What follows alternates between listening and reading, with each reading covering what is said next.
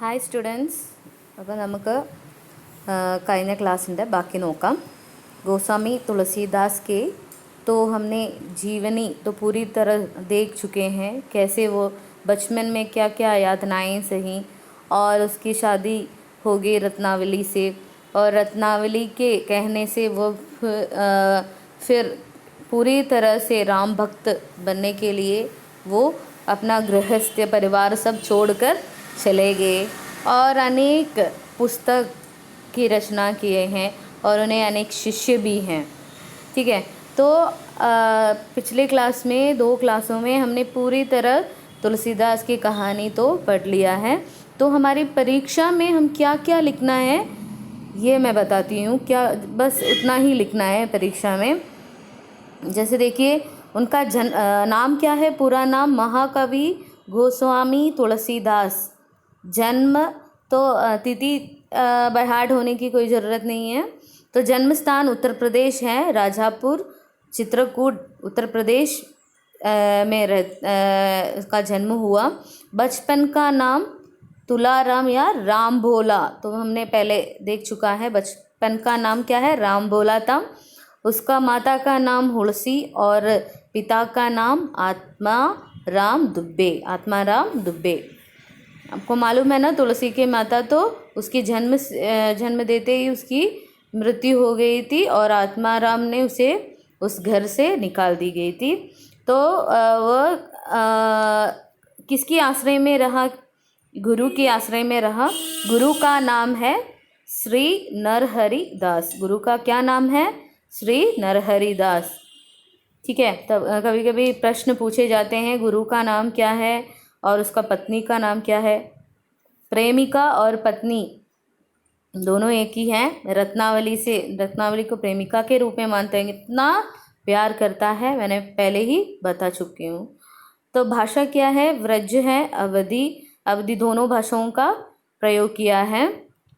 तो ये सब लिखना है, ये आपकी नोट में होना चाहिए. ठीक है.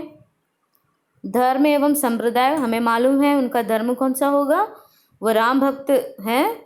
और राम भक्त और भी जो पुराने ज़माने में और उनके समकालीन में राम भक्त लोग हैं, देखेंगे. महाकवि गोस्वामी तुलसी जी साधारणतः गोस्वामी तुलसीदास के नाम से ही भी जाने जाते हैं.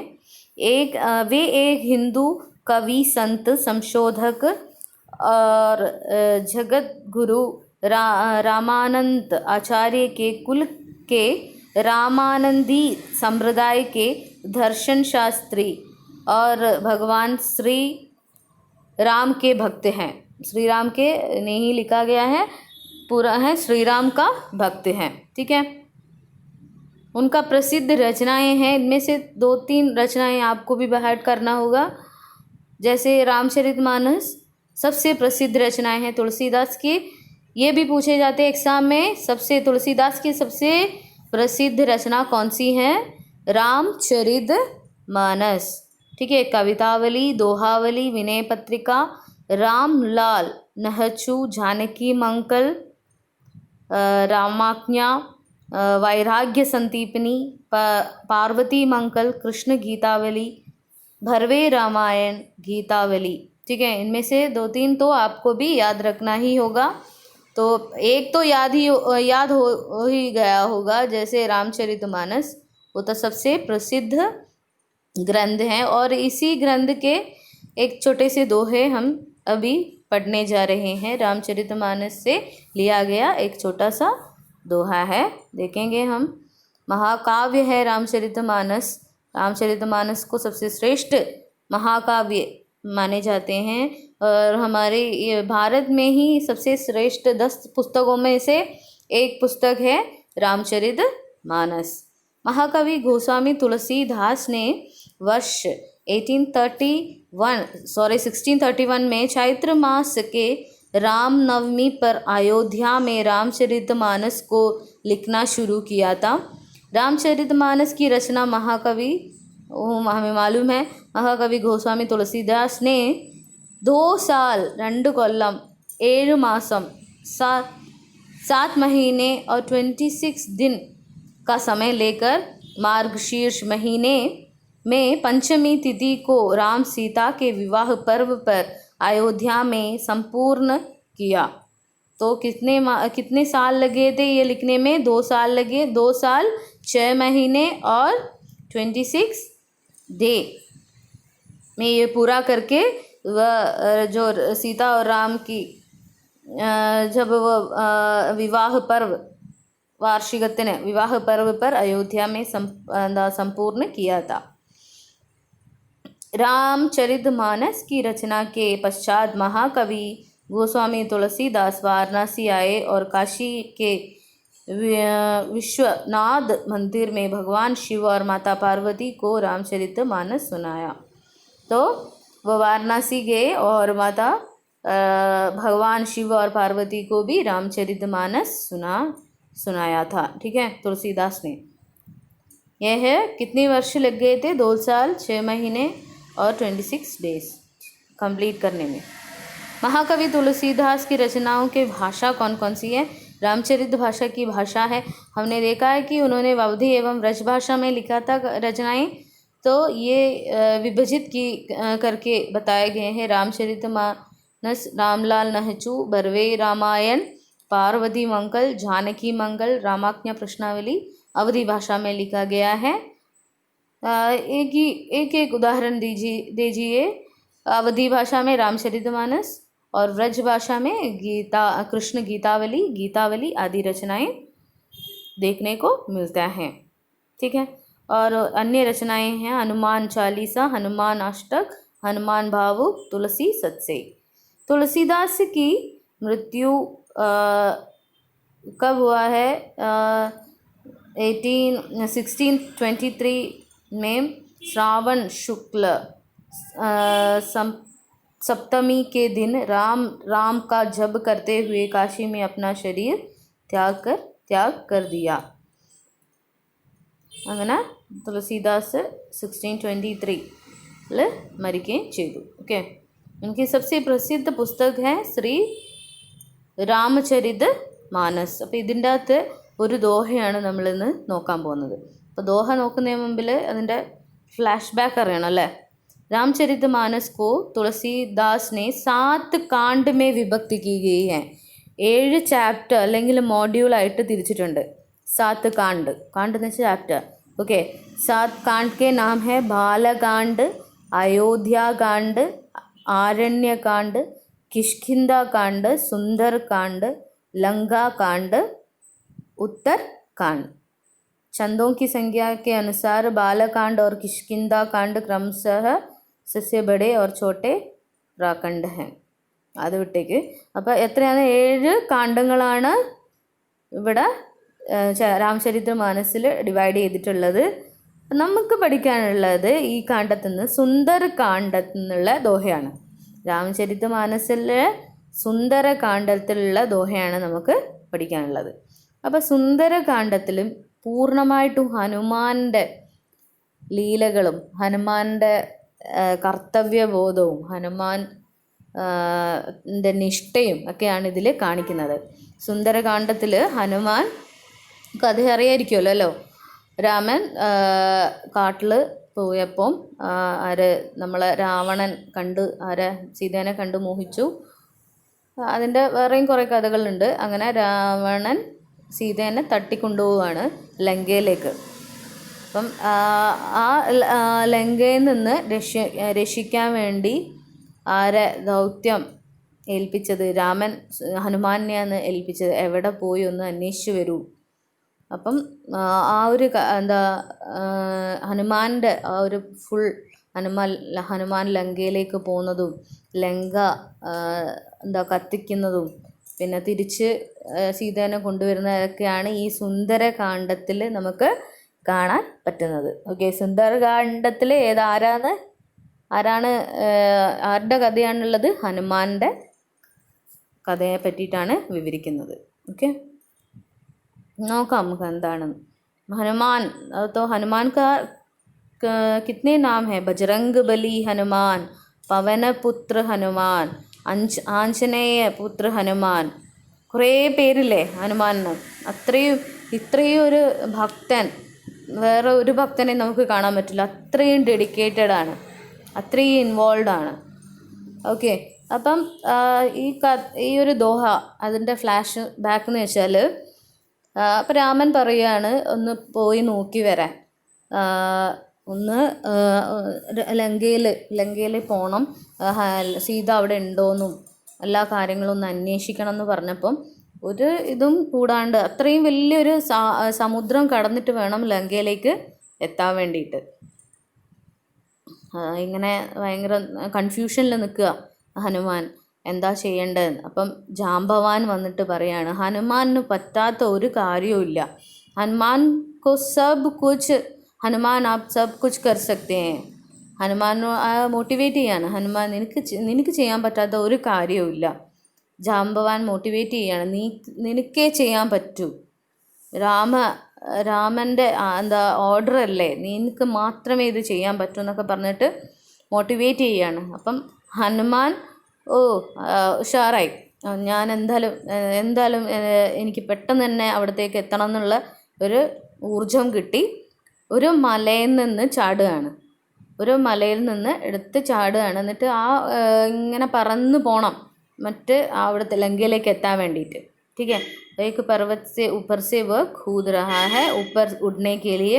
तो वह पर्वत जब कूदते हैं അത്രയും ഫോഴ്സ് ചെയ്തിട്ടാണ് പറക്കുന്നത്. അപ്പോൾ ആ പർവ്വതം ഭൂമിയിലേക്ക് പാതാളത്തിലേക്ക് ആണ്ടുപോയി എന്നാണ് പറയുന്നത്. അത് പാതാളത്തേക്ക് പോയി. ഓക്കെ, അത്രയും ഫോഴ്സ് ചെയ്തിട്ടാണ് പറക്കുന്നത്. നമ്മളൊരു കാല് അമർത്തി വെച്ചിട്ടല്ലേ ചാടുക. ഇത് കഥയാട്ടോ. അപ്പം ഇങ്ങനെ സമുദ്രത്തിൻ്റെ മേലെ കൂടി ഇങ്ങനെ പറക്കുന്ന സമയത്ത്, ഇങ്ങനെ പോകുന്ന സമയത്ത് സാഗർ രാജാവിന് സങ്കടം തോന്നുകയാണ്. എത്ര നേരമായി പറക്കുന്ന അല്ലേ, നാ ധീർ സേ വോ ऐसे വിശ്രാം करने के लिए और कोई जगह नहीं है. എവിടെയെങ്കിലും പോയി ഒന്ന് വിശ്രമിക്കാൻ കടലിൽ സ്ഥലമില്ല. അപ്പം സമുദ്ര രാജാവ് മൈനാഗ് എന്ന് പറഞ്ഞ പർവ്വതത്തോട്, മൈനാഗ് എന്ന പർവ്വതത്തോട് പറയാന്ന്, എന്ത്, സമുദ്രത്തിൻ്റെ ഉള്ളിലുള്ള പർവ്വതമാണ് മൈനാഗ് പർവ്വതം. ഓക്കെ, മൈനാഗ് പർവ്വതത്തിനോട് പറയാണ്, ഒന്ന് മേലേക്ക് പോവോ, സമുദ്രത്തിൻ്റെ മേലെ തട്ടിലേക്ക് പോയിട്ട് ഹനുമാൻ വരുന്നുണ്ട്, വിശ്രമിക്കാൻ ഒരു സൗകര്യം ഒരുക്കി കൊടുക്കണമെന്ന് സമുദ്രദേവൻ പറയാണ്. അങ്ങനെ മൈനാഗ് പർവ്വതം മേലെയോട്ട് പോവുകയാണ്. അപ്പം മൈനാഗ് പർവ്വതം ഭയങ്കര ഹാപ്പിയാണ്. ഒരു രാമഭക്ത ഹനുമാനെ കാണാനും, പിന്നെ അതേപോലെ മൈനാഗ് പർവ്വതത്തിൻ്റെയും ഒരു ഫ്ലാഷ് ബാക്ക് ഉണ്ട്.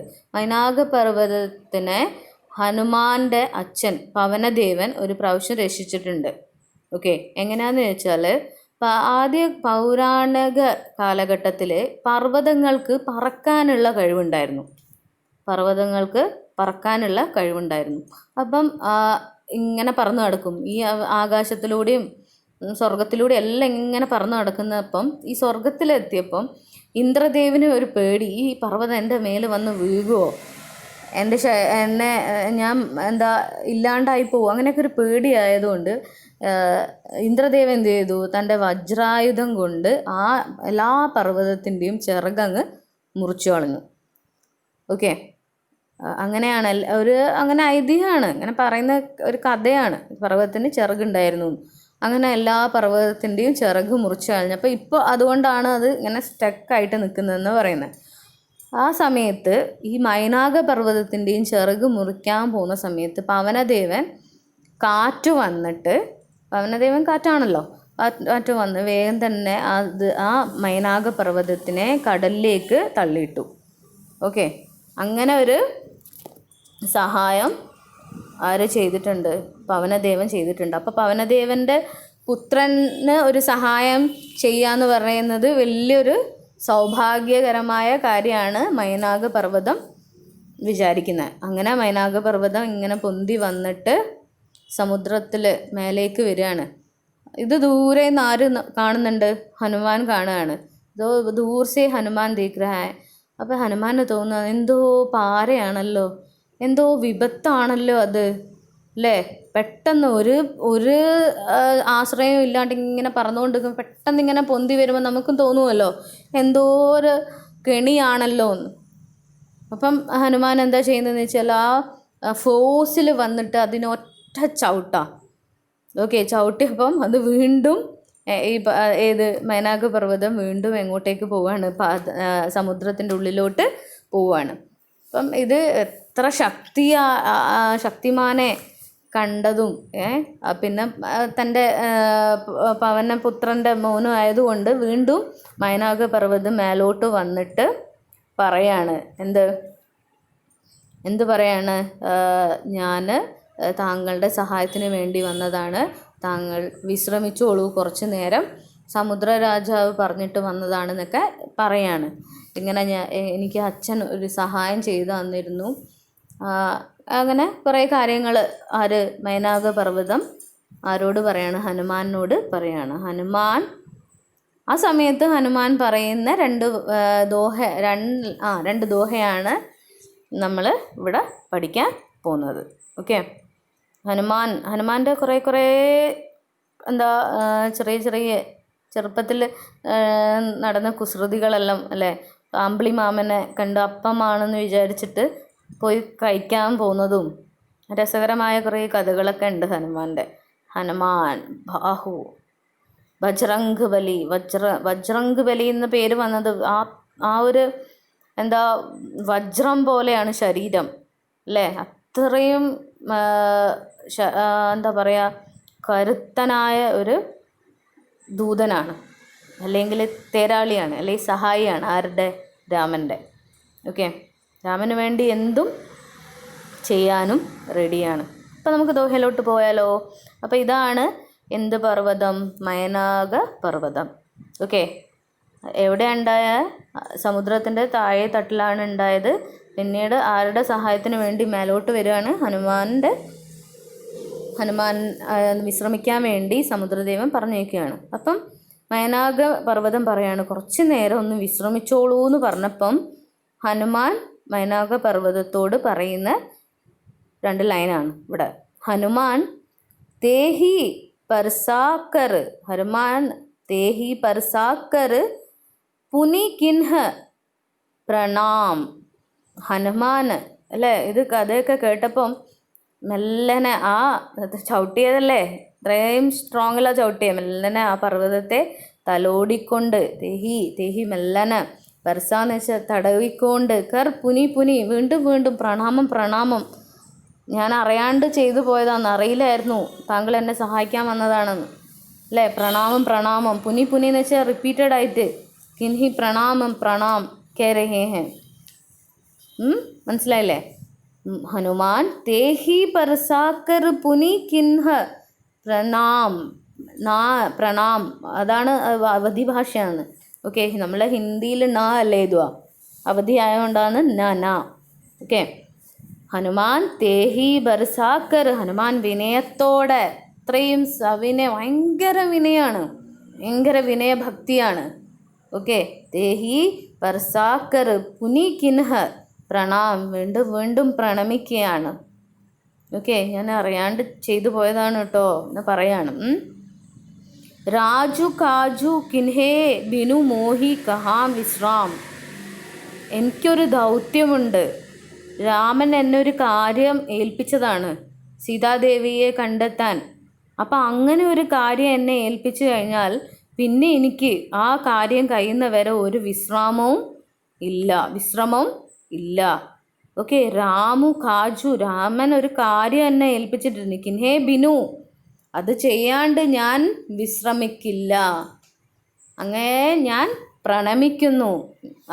മൈനാക പർവ്വതത്തോട് പറയും, ഞാൻ അങ്ങയെ പ്രണമിക്കുന്നു, വീണ്ടും പ്രണമിക്കുന്നു. പക്ഷേങ്കിൽ എനിക്ക് രാമൻ്റെ വാക്ക് പാലിക്കാണ്ട് ഇനിയൊരു വിശ്രമവും ഇല്ലയെന്ന് വിനയത്തോടെ മൈനാക പർവ്വതത്തോട് പറയാണ്.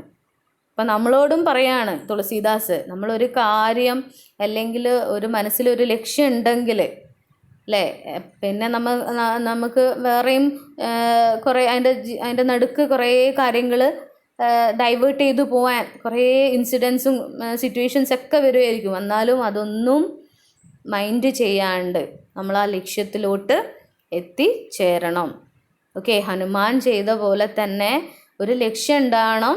ആ ലക്ഷ്യം വേറെ ഒരു സംഭവവും അതിനൊരു തടസ്സം ആവാൻ പാടില്ല. അതൊക്കെ തടസ്സങ്ങളൊക്കെ നീക്കിക്കൊണ്ട് മുന്നോട്ട് പോകണം. ഓക്കെ, അപ്പോൾ നമുക്ക് അടുത്ത ദോഹ അടുത്ത ക്ലാസ്സിൽ നോക്കാം. Okay, thank you.